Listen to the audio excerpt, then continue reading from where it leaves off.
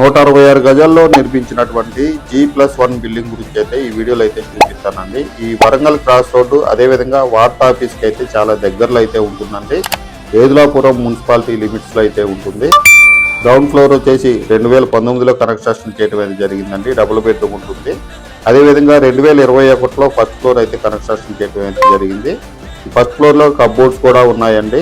ఈ ప్రాపర్టీకి bank loan సౌకర్యం ఉంది. అదేవిధంగా మనకి రెంటల్ ఇన్కమ్ కూడా వస్తుందండి. ఒక ఫ్లోర్ రెంట్కి ఇచ్చుకొని ఒక ఫ్లోర్లో మనం ఉండొచ్చు. చాలా మంచి ప్రాపర్టీ అండి. మంచి ప్రైమ్ లొకేషన్ అని కూడా చెప్పుకోవచ్చు.